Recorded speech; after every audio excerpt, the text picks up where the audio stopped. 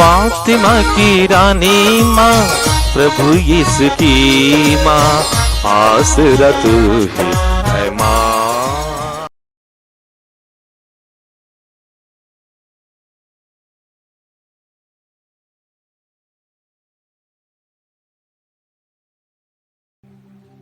पहला पाठ तोबित का ग्रंथ, अध्याय 2, पद संख्याएं 9 से 14 तक। अंधा हो जाने पर भी वह ईश्वर के विरुद्ध नहीं भुनभुनाता था।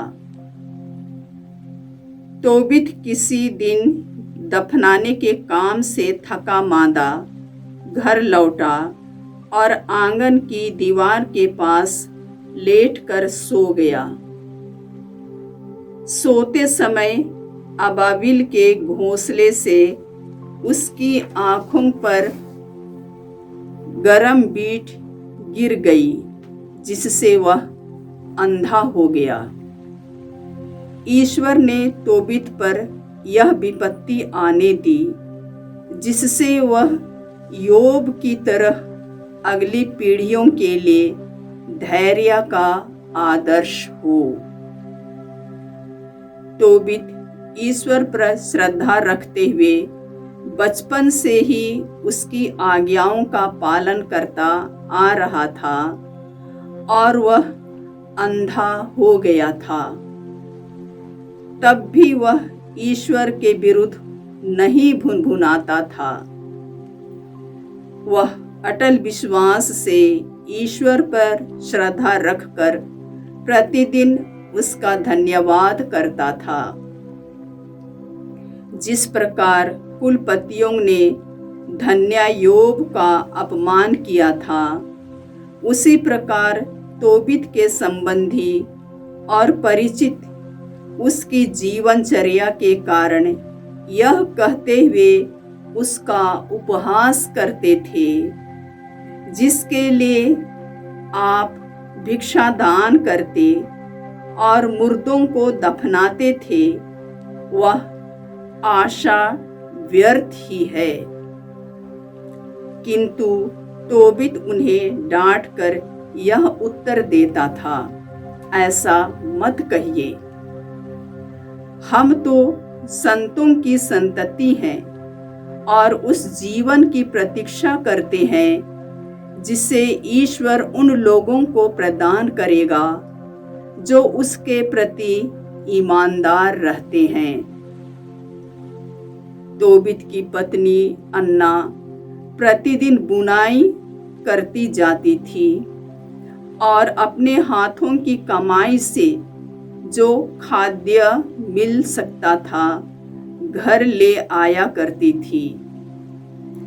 किसी दिन उससे बकरी का बच्चा मिला और वह उससे घर ले आई, किंतु तोबित ने उसका मिमियाना सुनकर कहा, खबरदार, हो सकता है कि यह कहीं से चुराया गया हो।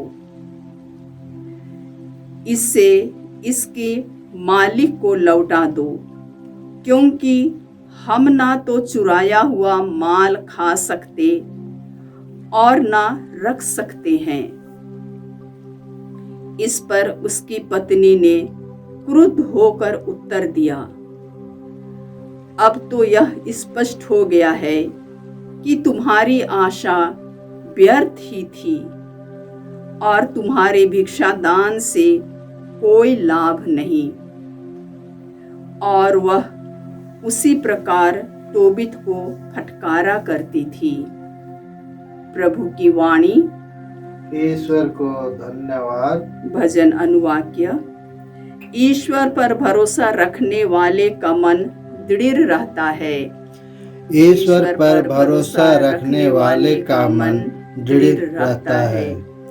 धन्य है वह जो प्रभु पर श्रद्धा रखता और उसकी आज्ञाओं को हृदय से चाहता है। उसका वंश पृथ्वी पर फलेगा फूलेगा। प्रभु की आशीष धर्मियों की संतति पर बनी रहती है। अनुवाक्य। ईश्वर पर भरोसा रखने वाले का मन दृढ़ रहता है। ईश्वर पर भरोसा रखने वाले का मन दृढ़ बना रहता है। वह विपत्ति के समाचार से नहीं डरता, उसका मन दृढ़ रहता है। वह ईश्वर पर भरोसा रखता है, वह ना तो घबराता और ना डरता है। वह अपने शत्रुओं पर विजयी होगा। अनुवाक्य: ईश्वर पर भरोसा रखने वाले का मन दृढ़ रहता है। ईश्वर पर भरोसा रखने वाले का मन दृढ़ रहता है। वह उदारता पूर्वक दरिद्रों को दान देता है। उसकी न्याय प्रियता सदा बनी रहती है। उसकी शक्ति और ख्याति बढ़ती जाएगी। अनुवाक्य: ईश्वर पर भरोसा रखने वाले का मन दृढ़ रहता है। ईश्वर पर भरोसा रखने वाले का मन दृढ़ रहता है। जय घोष। हालेलुया। हमारे प्रभु यीशु मसीह का पिता आप लोगों के मन की आंखों को ज्योति प्रदान करे, जिससे आप यह देख सकें कि उसके द्वारा बुलाए जाने के कारण हमारी आशा कितनी महान है। हालेलुया। प्रभु आप लोगों के साथ हो और आपकी आत्मा के साथ। संत मार्कुस के अनुसार पवित्र सुसमाचार। हे प्रभु तेरी महिमा हो। अध्याय 12 पद संख्याएं 13 से 17 तक। उन्होंने कुछ फरीसियों और हेरोदियों को यीशु के पास भेजा, जिससे वे उन्हें उनकी अपनी बात के फंदे में फंसाए। वे आकर उनसे बोले, गुरुवर, हम यह जानते हैं कि आप सत्य बोलते हैं और किसी की परवाह नहीं करते।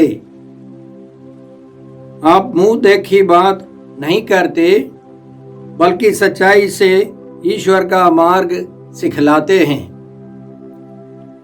कैसर को कर देना उचित है या नहीं, हम दे या नहीं दे। उनकी धूर्तता भांपकर यीशु ने कहा, मेरी परीक्षा क्यों लेते हो? 1 दीनार लाकर मुझे दिखलाओ। वे 1 दीनार लाए और यीशु ने उनसे पूछा, यह किसका चेहरा और किसका लेख है? उन्होंने उत्तर दिया, कैसर का। इस पर यीशु ने उनसे कहा, जो कैसर का है उसे कैसर को दो, और जो ईश्वर का है उसे ईश्वर को। यह सुनकर वे बड़े अचंभे में पड़ गए। प्रभु का सुसमाचार। हे क्रिस्त तेरी स्तुति हो। जय यीशु क्रिस्त में प्रिय भाई और बहनों, आज का पहला पाठ तोबीत के ग्रंथ से है। अध्याय 2 और संख्याएं 9 से 14 तक। आज के पाठ में हम लोग 2 मुख्य घटनाएं सुनते हैं। पहली है कि तोबीत एक ईमानदार सच्चा इस्राएली वह अंधा बन गया। दूसरों की सेवा कर वह सो रहा था। गौरैया की गर्म बीट उसकी आंखों में गिरने के कारण वो अंधा बन गया। 4 साल तक उसको अंधे के रूप में जीवन बिताना पड़ा। आगे हम पढ़ते हैं, वह चमत्कारी रूप से चंगा भी हो गया। उसी तरह हर एक ईमानदार व्यक्ति को बहुत कुछ सहना है, लेकिन बाइबल से हम लोग विशेष करके नए व्यवस्थान से हम लोग सीखते हैं कि हमारे जीवन में जो दुख आता है वह सब हमारी और दूसरों की भलाई मुक्ति के लिए, सांत्वना के लिए हैं। यदि हम यीशु के साथ दुख भोगते हैं तो हम उनके साथ महिमान्वित होंगे। हमारे जीवन में जो कष्ट है, दुख है, वह दूसरों की सांत्वना और मुक्ति के लिए हैं। इसके बारे में हम लोग कुरिन्थियों के नाम दूसरे पत्र अध्याय 1:6 में पढ़ते हैं। तो टोबित के समान हम लोगों को भी समय समय पर अपने शरीर में दुख उठाना पड़ता है। टोबित की पत्नी अन्ना सिलाई और बुनाई करती थी और उसके मालिक अच्छी मजदूरी देते थे। एक बार उसको इनाम के रूप में एक बकरी का बच्चा मिला। टोबित ने सोचा कि अपनी पत्नी ने यह चोरी करके अपने पास रखी है, झगड़ा होगी। अंतिम में हम इस प्रकार सुनते हैं, उसकी पत्नी कहती है, कहाँ है तुम्हारा भिक्षादान, कहाँ है तुम्हारा धर्माचरण। अब पता चला कि तुम कितने पानी में हो। लड़ाई झगड़ा हर परिवार में हो सकती है। कुछ रहस्यमय बातें हो सकती है और मनमुटाव हो सकता है, और इसी तरह गलत दोषारोपण हो सकता है। फिर भी जिस परिवार में प्रार्थना होती है, आध्यात्मिक जीवन बिताने वाले हैं, तो ईश्वर वहाँ मेल मिलाप लाएगा। ईश्वर कृपा देता है। विशेषकर जिन परिवारों में प्रार्थना होती है, वहाँ मनमुटाव या गुस्सा सब धीरे धीरे लुप्त हो जाता है, वहाँ शांति आ जाती है। यह हमको सीखना है। जब हम लोग मनुष्य एक साथ रहते हैं, तरह तरह का स्वभाव है हमारा, मनमुटाव हो सकता है, गुस्सा आ सकता है, लेकिन प्रभु का वचन कहता है, सूरज डूबने तक हम अपने अंदर गुस्से को नहीं रखना है, विद्वेष नहीं होना है। हम मेल मिलाप के लिए प्रार्थना करें। आगे हम पढ़ते हैं, टोबित का परिवार और अच्छा बन गया है। उस परिवार में शांति बढ़ती गई, और उसी तरह हम भी प्रार्थना करें, हमारा परिवार भी टोबित के परिवार के समान बने। आज के सुसमाचार में हमने सुना कि प्रभु यीशु की परीक्षा हो रही थी, और हर परीक्षा में यीशु विजयी हो जाते हैं। उनमें कोई दोष नहीं होना है। आखिर पिलातुस घोषणा करेंगे, इसमें कोई दोष नहीं है। उस अदोष मेमने को बलि चढ़ानी है। और आज की परीक्षा में दो पार्टी, दो तरह के लोग उनके सामने हैं। एक फरीसी जो यीशु से विद्रोह करते हैं, यीशु को मार डालना चाहते हैं, किसी न किसी प्रकार यीशु को फंसाना है, दोषी ठहराना है, मरवा डालना है। दूसरा है हेरोदी, जो रोमी शासकों के पक्ष में हैं, उनके चमचा लोग हैं, और वे भी यीशु की ताक में हैं, क्योंकि रोम से विद्रोह करने वाले मारे जाते हैं। 6 ईस्वी में यूदा नामक एक व्यक्ति ने कुछ लोगों को अपने पक्ष में मिलाकर विद्रोह किया, रोम को कर नहीं देने के लिए उकसाया, और वे सब मारे गए। जो रोम के विपक्ष में बोलते हैं, कार्य करते हैं, वे सब मारे जाते हैं। उसी तरह दो तरह के लोग एक साथ मिलकर के यीशु के पास आए। सबसे पहले उन्होंने प्रभु यीशु की प्रशंसा की।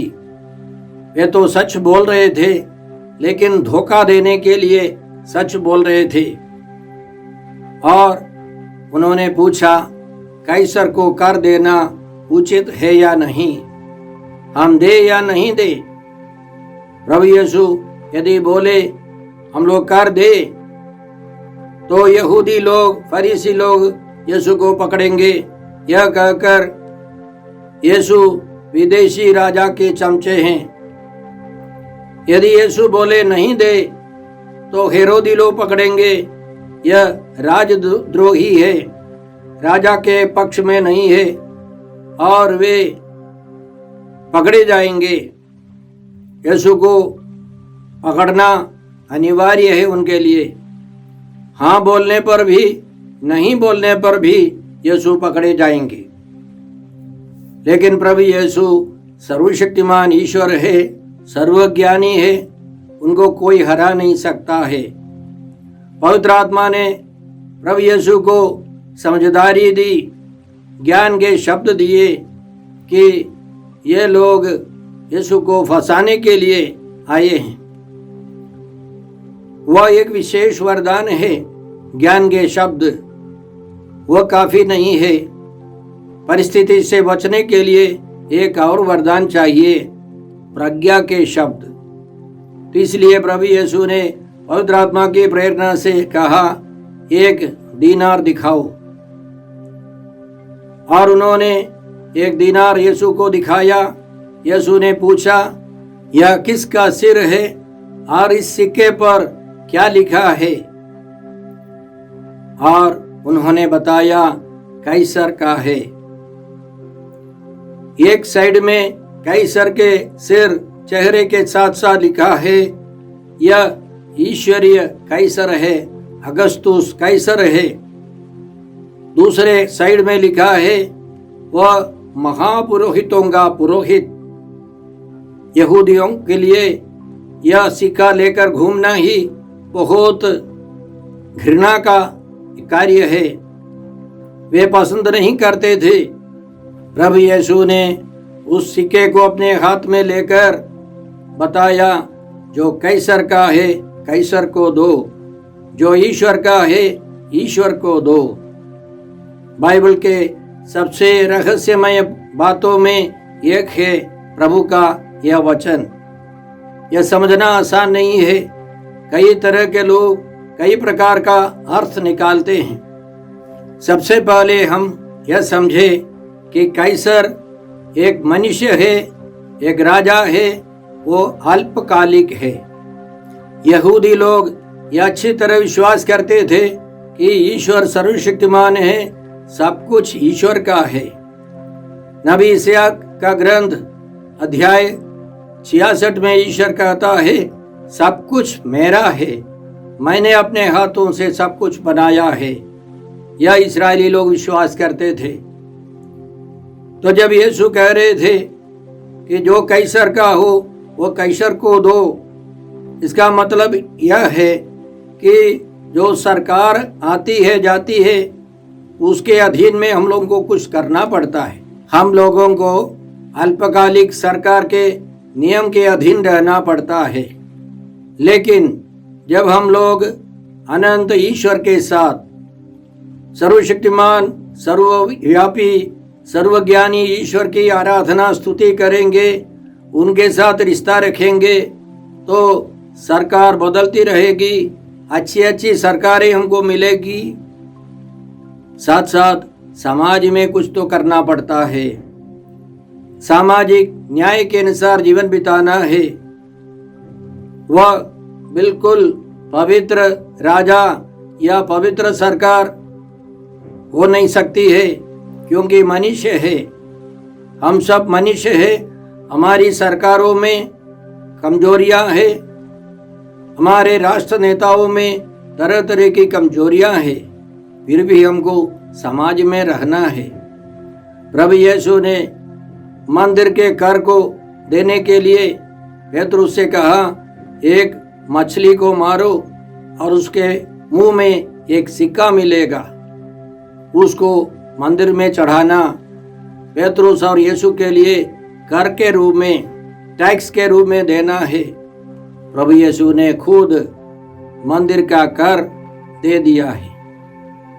रोमियों के नाम पत्र अध्याय 13 पद संख्या 5 से इस प्रकार हम लोग पढ़ते हैं, न केवल दंड से बचने के लिए बल्कि अंतःकरण के कारण भी अधिकारियों के अधीन रहना चाहिए। आप इसीलिए राज कर चुकाते हैं। अधिकारीगण ईश्वर के सेवक हैं और वे अपने कर्तव्य में लगे रहते हैं। आप सबों के प्रति अपना कर्तव्य पूरा करें। सबों के प्रति आपको अपना कर्तव्य पूरा करना है। जिसे राज कर देना चाहिए उसे राज कर दिया करे। जिसे चुंगी देनी चाहिए उसे चुंगी दिया करे। जिस पर श्रद्धा रखनी चाहिए उस पर श्रद्धा रखें और जिसे सम्मान देना चाहिए उसे सम्मान दे। शायद हमने वोट नहीं दिया हो, लेकिन हमारे प्रधानमंत्री हमारे अधिकारी हैं। वे हमेशा के लिए ईश्वर के समान हमारे ऊपर शासन नहीं करेंगे। समय समय पर हमारी सरकारें बदलती रहती हैं, नई विचारधाराएं आएंगी और अच्छे लोग बनते जाए। उसके लिए हमें सर्वशक्तिमान ईश्वर को जो देना है वो देना है। ईश्वर की स्तुति आराधना करनी है। ईश्वर का वचन पढ़कर हमें ईश्वर की आराधना करनी है। मिस्सा बलिदान में अन्य संस्कारों में भाग लेकर ईश्वर को प्रथम स्थान देना है, तभी हमारा समाज बदलेगा।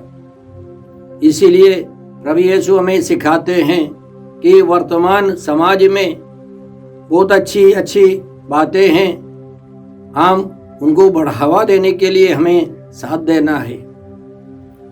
बहुत सारी बुराइयां हैं, हम लोग अचानक उसको बदल नहीं सकते। उसको बदलने के लिए ईश्वर की कृपा चाहिए, हमारा योगदान जरूर चाहिए। इसलिए प्रभु यीशु हमें सिखाते हैं कि ईश्वर सर्वशक्तिमान है, वह हमेशा के लिए रखने वाले सर्वशक्तिमान सर्वज्ञानी है, सर्वव्यापी है, परम पवित्र है। ईश्वर प्रेम है। हम उनको प्रथम स्थान देकर उनकी आराधना करें, उनकी महिमा के लिए जीवन बिताए, तो हमारा देश बदल जाएगा। हमारी सरकारें अच्छी होती जाएंगी। हम इसके लिए प्रार्थना करते हैं, प्रयास करते हैं। हे पिता ईश्वर, हे प्रभु यीशु, हे पवित्र आत्मा ईश्वर, आज के सारे पवित्र वचनों के लिए हम तुझे धन्यवाद देकर प्रार्थना करते हैं कि हम भी तोबीत के समान पवित्र जीवन बिताए, सच्चे ईश्वर की सच्ची आराधना करते हुए हम जीवन बिताए, जिससे हमारी सरकारें और अच्छी होती जाए, हमारे अधिकारीगण और पवित्र होते जाए। हम यह प्रार्थना करते हैं प्रभु क्रिस्त के द्वारा। हमारे प्रभु यीशु क्रिस्त की कृपा, ईश्वर का प्रेम और पवित्र आत्मा का साहचर्य आप सबों को प्राप्त हो। आमीन।